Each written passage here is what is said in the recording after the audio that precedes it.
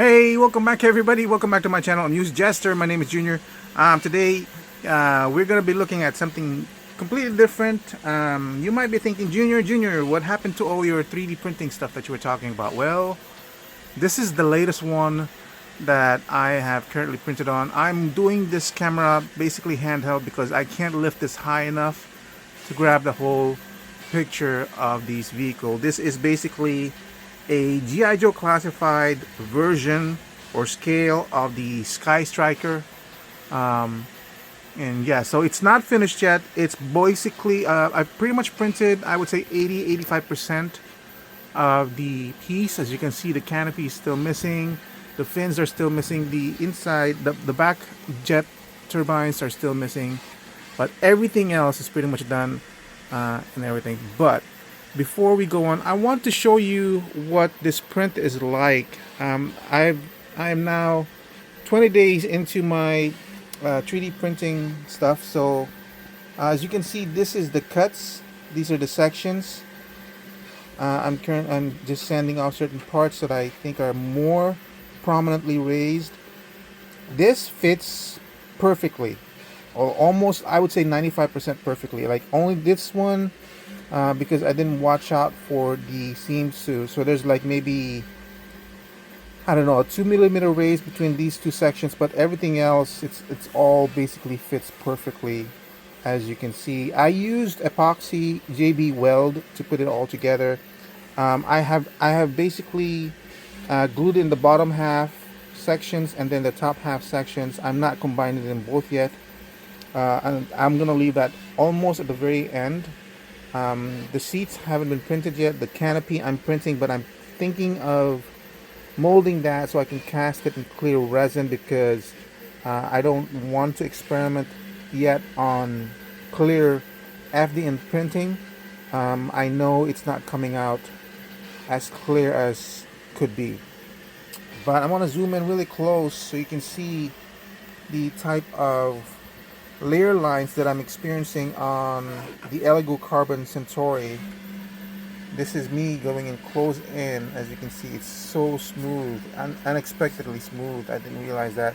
There is still layer lines, as you can hear my nails scraping through it, but I'm seriously considering not even sanding it a little bit more, because it's so very clear. By the way, this file, this STL file, I got it from the designer.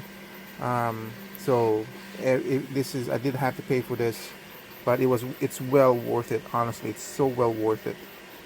From s3dtoys.com. So everything, I would say 85 to 90% of the print is really good. It all depends on the orientation that you choose to do. That will get it. Anything that's basically an extrusion on the underside. Extrusion on the underside is basically like, for example, let's pretend this table is the print bed, right? Anything underneath here, that will be called an extrusion underside. So that you have to watch out for, because anything in there, and there's no proper support, basically the printer is going to be printing on air. And it might still be capable of doing that, but what you're going to see are things like these. I'm not sure if you can see that. See how compared to how smooth this surface is, and then you go down here. That's me zooming in so we can see the damage. So this one is so damaged, not damaged, but you can see the individual strands here. That this is, I heavily, what do you call this? I heavily put in, this is red glaze putty. This is just a first coat. So, but as you can see now, it's all nice and smooth. So once I painted it and filled it up a little bit more. This is the seam line of the two connecting parts, as you can see.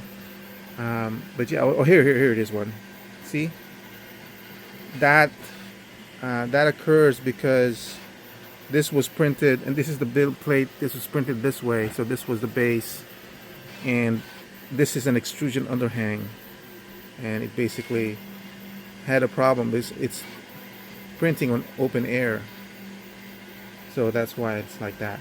but everything else on this print is so clean. It's unbelievable. Like I said, I'm debating whether I should even try to fill it, sand it some more and everything, but I do want this to be like an excellent piece. And also here's this texture over here is from the build plate.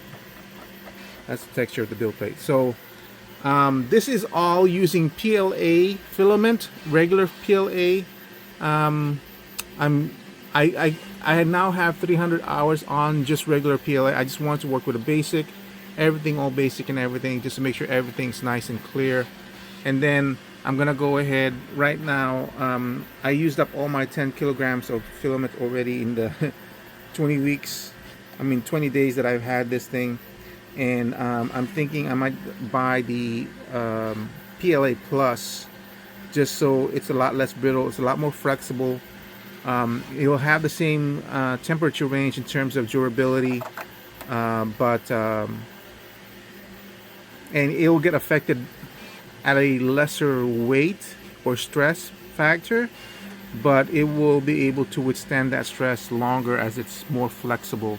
Unlike the PLA, from what I've read, is that it will withstand additional stress, but it will break, it will snap easily when it does reach that breaking point.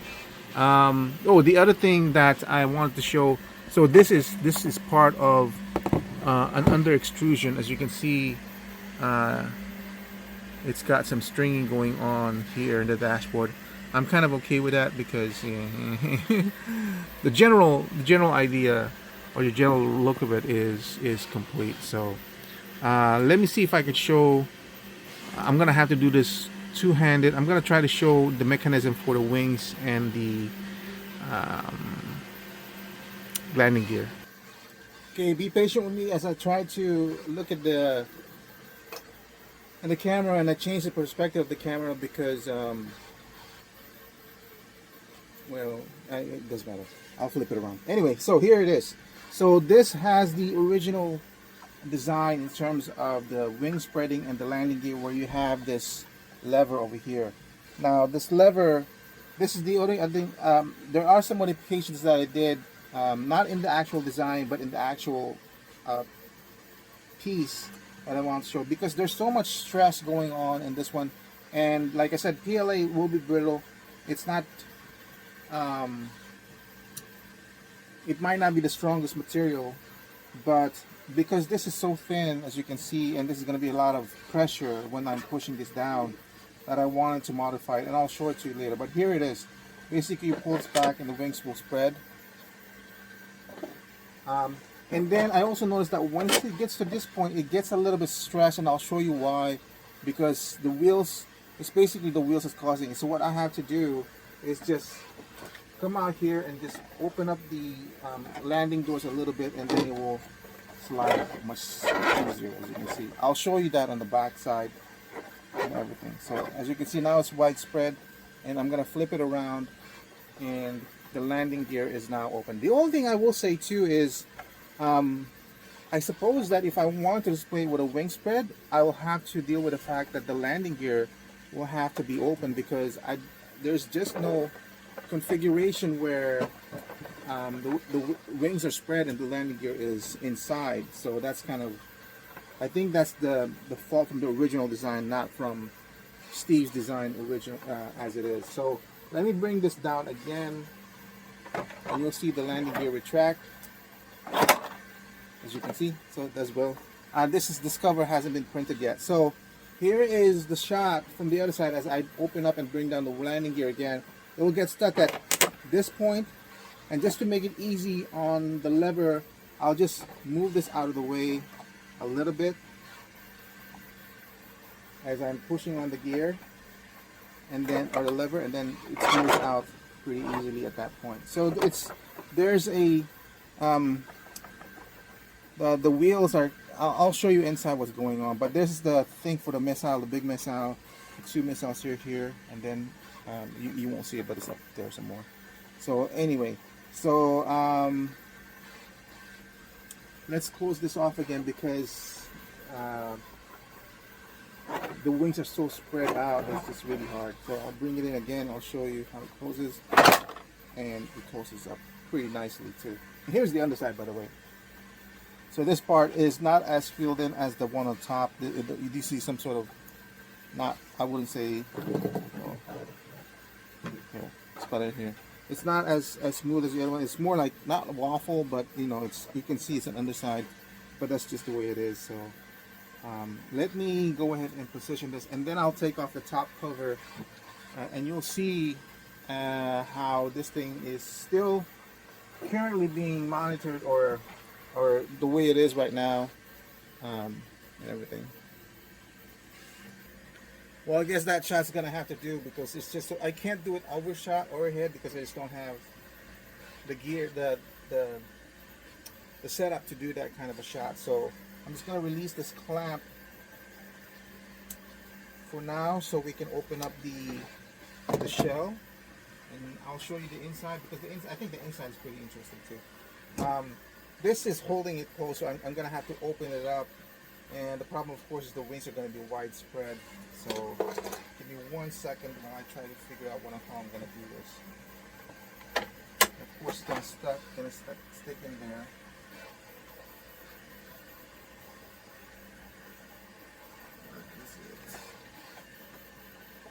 So at this point, like you see a resistance here, you don't want to force it. You can, but it's just so much easier to just loosen up the landing gear, not stress that a lot. So now it's locked in, and basically it's on the landing gear right now. So this is, like I said, this is not attached yet. This whole thing's basically gonna lift. You can see, oops, and of course the legs, the wings fell off. And oh crap, I forgot. I guess this wasn't completely in yet.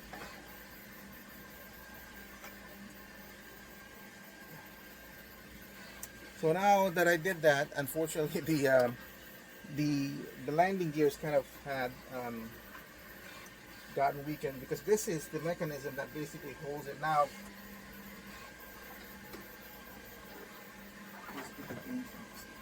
the thing of it is, this is PLA plastic. Steve and some other people have used ABS on this one to make it just more sturdier, because there is a lot of mechanism, or a lot of stress going on with this one, because as you can see, this is basically the gear that opens up your whole wing and your wheels as well. So let me just attach this again.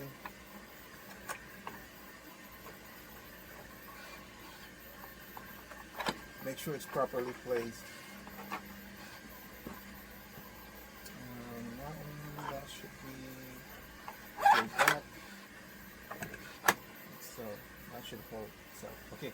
So let me do the camera handling the camera manually. So here's the interior of the plane. As you can see, these are basically the ones that's going to be putting it together. Here, and here. There's only one of this in the file, so you're gonna have to count to see how many you need to do. Like, for example, you need 2, 4, 6, 8 just in the front section alone, and then 1, 2, 3, 4, so that's 12 already. And then of course there's 13, 14, 15, 16, 17, 18, and then the connecting one, 19. There's, I think, at least 30 or so. But I put these on here. I use, like I said, the JB weld over here. Make sure it's all nice and firm. And then I put this. Before I put this on, I made sure that I had the top part on, so this won't be obstructing the surfaces. This is all hidden, as you saw from the original shot. So this is just to make sure that these seams are a lot more held together, a lot more stable and everything. So this is the mechanism over here. This is basically, I'll figure out a way, so I another modification here where I'll probably put one of these on, and then I'll screw it in instead of gluing it in, so I'll have access to it. But I mean, I wonder if that's even necessary, because once I close this off, there's no other access to this gear at all. and this is the only thing that's basically controlling the movement of the landing gear. This is the landing gear movement. So this is the most stressful part of the plane, I would say, that's going to be prone to failure. But even with this one, this is all just stress from moving it back and forth, right? This lever, however, is what I was afraid of, because look at how thin it is compared to that much stress. There's a lot of stress in this one. So what I did is actually JB welded a piece of what do you call this, angle bracket. The angle bracket is originally like this thick, so I had to cut it right in the middle because this needs to move into the groove, right? So this ankle bracket actually goes from here all the way. Actually, I should be able to show it. This whole thing will collapse though.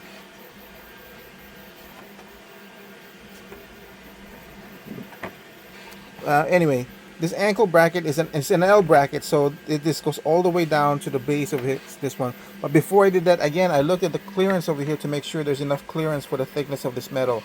So this is now metal. This is not gonna break. This is solidly solid. Everything else will fall apart in this plane before this thing even breaks, unless it breaks off here, because this goes all the way up to here anyway. So that's the other modification I did. So it's just this L bracket and this parts over here, but this will never be seen anyway. This is like, you can kind of see it in the back once it's put together. So oh, this one came loose anyway. Yeah, since this is not properly put. Hold on a second. Okay, I've removed this mechanism over here just to show you. Here's the L bracket in one piece, man. There's no way. That's gotta be very, very stable, right? I don't know.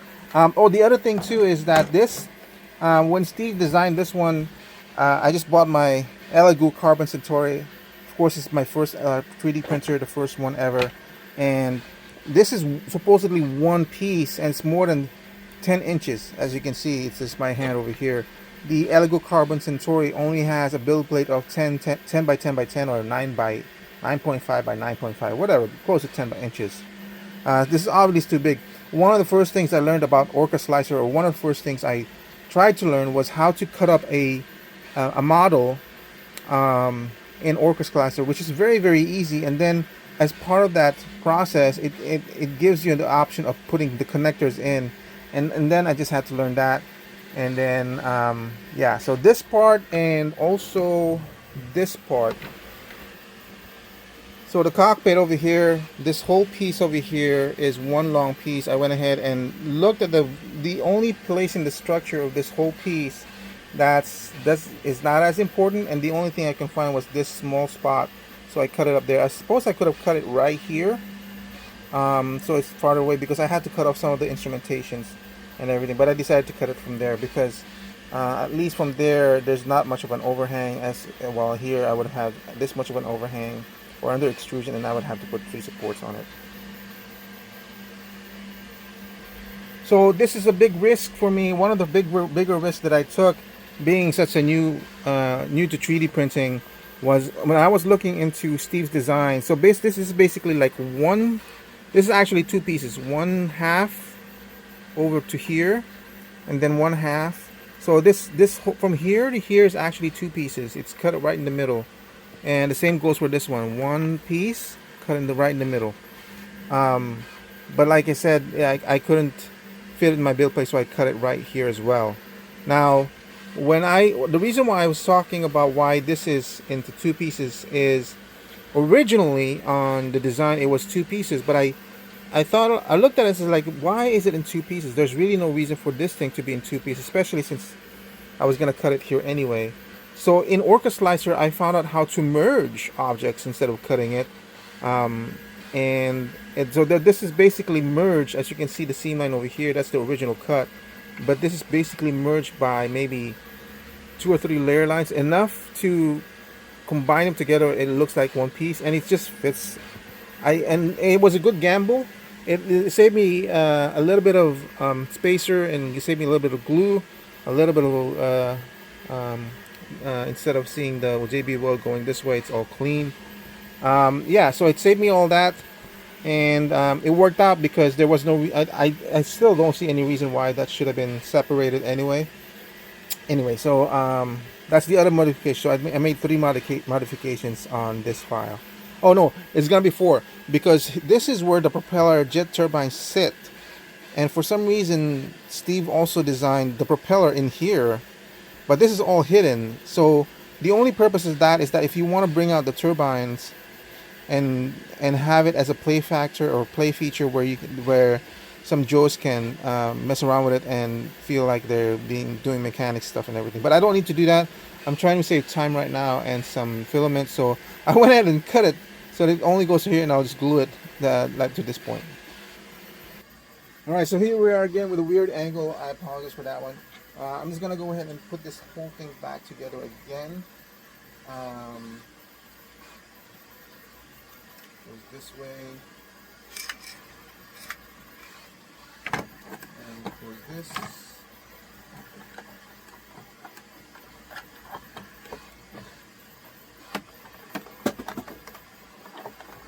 Oh, by the way, the only thing is, like, when I got this file, there's no instructions at all. So I had to look up, luckily there's one other guy that was doing this as a print with a YouTube video and everything. And he got to the point that was really helpful, by the way. When you construct this piece, you want to make sure, because this is, let's see. So this prints as one piece, this is a different piece. And this is a different piece underneath. So what you want to do when you put this in together is you want to put this inside before you close it off, because once you close this off, there's no way you're going to be able to remove this at all. So that's the only thing too. So and also I want to show you the tension that was occurring on the wheels. So like I said, there's no instruction that comes with the installation or building this whole thing up, and there's only one other guy that did this. And it got to the point where I was building it way faster than he was producing his videos. So he got to the point where he had this all together and explained the importance of this one. And he had the top part all together, so he's just sandwiching it.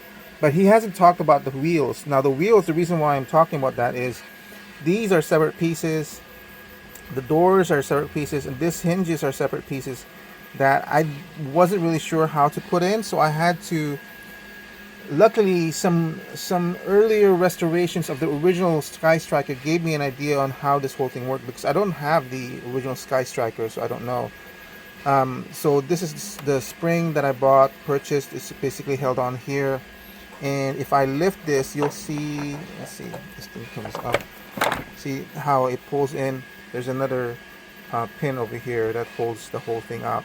So the problem is when this is going down, as you can see, the wheels are gonna hit the spring, and you can push it, but there's you need a lot of kind of strength to do that. It's easy with your hands, but when you're talking about that lever, there's enough of a resistance, and on top of that is the wing mechanism, which is not here.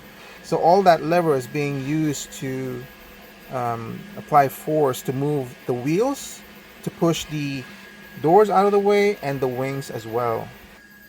All right, so we're back in the weird angle again, and I'm gonna go ahead and put this in, making sure the covers are properly done. There's nothing really difficult about this. Put this in place, and then I gotta make sure the front wheel goes inside, and then basically just bring this down. And that basically covers the wheel, this whole thing, the mechanism of this whole thing. So I'm just gonna lift it a little bit so I can pull the wheels out, lock it in, so that it can stand. So basically this should only go up to here, and then that one. So now the way this is designed too, this is from, I think his name is Captain XL Crunch, I can't remember the YouTube name as it is right now. So when you're putting in the wings,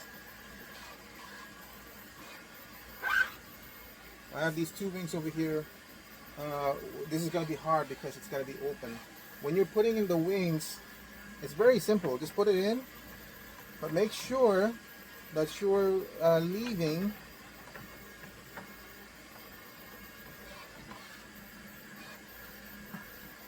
Let's see if I get this right. 4 of these spines in, right? And I'm noticing how little of of a connection there is. So that's really worrying for me, because this is, like I said, it's PLA. So as the as you create tension and friction, eventually I wonder if that's going to be grounded out and won't function anymore. But you know, and then of course, once it wears out, you can't access it anymore, because you know it's all sealed up. So I'm thinking of a way. I'm really trying to figure out a way how to get access to this once, if you ever need to, because that's why I'm leaving off sealing this until the last minute. And what I mean by that is I want to work on sanding it all down, the whole thing down on the bottom and top surfaces. I'm not worried about the surfaces yet. Do I have that correctly? Give me 1 second.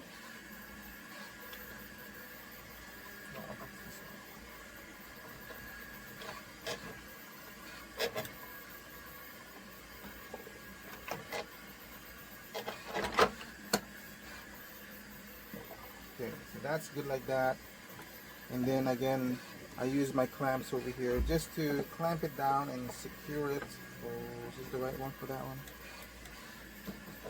I don't really need to. I don't really tighten clamp it. It's just enough to secure it.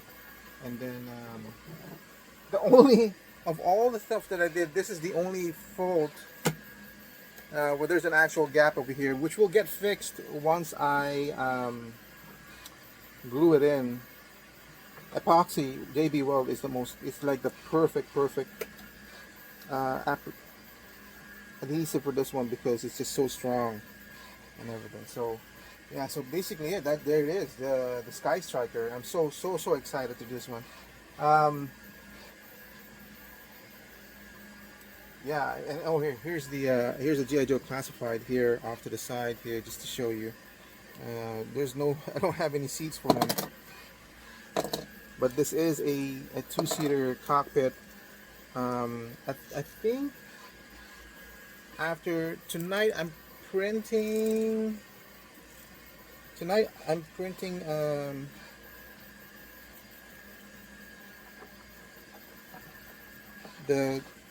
the seats and the canopy for this one. So just to pretend that that's how he sits in there. It's so amazing! I can't believe I'm actually building my own 1/12 scale Skystriker, and it's so easy, guys. It's just so easy to build it. It's like, if you love building models. I wasn't really a big model builder back in the days, but I did dabble a little bit. I wasn't the best one at it. I was average as I always have been in everything else that I do. I am a sculptor traditionally, not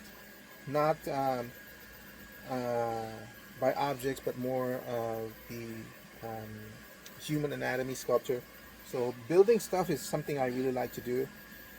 Building with my hands, and this just falls right now. This is so addictive for me.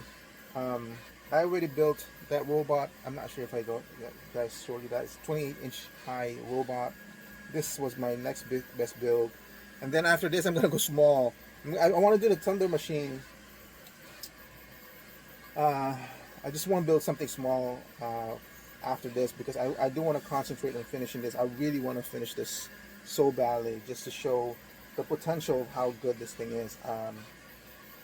I don't think anybody's showing. Anyway, I'm sticking with the gray PLA because it shows off the detail, the best one. I don't like the black. The gray is what I'm used with, even with my traditional sculpting. And then I can see the flaws and everything much easier. I don't want to deal with colored PLA anyway, because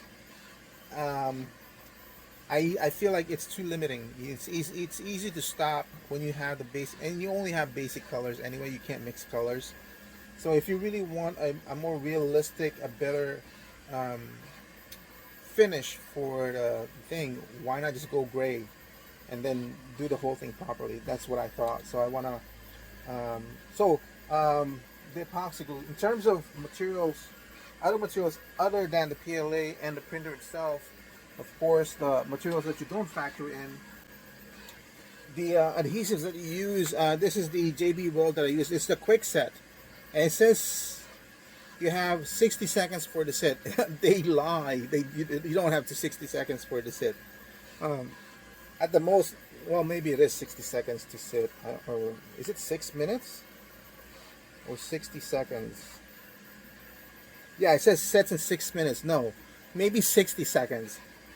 It's nice and malleable in the first 60 seconds, and then afterwards you'll start feeling it become more a harder consistency, and which will be bad once if you're trying to really make this whole seam line fit almost without any kind of seams, you know. So I had like maybe a minute once I've mixed it properly to put it in, otherwise it'll start setting and then it will harden like a brick. So you only need to hold the pose or hold the piece like 3 minutes at the most, and you can let it go, and you already feel hardened. The red glazing putty, of course, for making it fine. And then I bought some filler paint that I want to test out on another piece before I test it out on this one. And then yeah, the sand, clean. My print will be done by tomorrow, I believe, and then I'm gonna take a rest after that, and which is good because I'm running out of PLA. I bought the initial 2 kilograms and then the 10 kilograms. I'm now down to 3 kilograms, and I'll use up the last one on the last print for this one, and then 2 will be left over.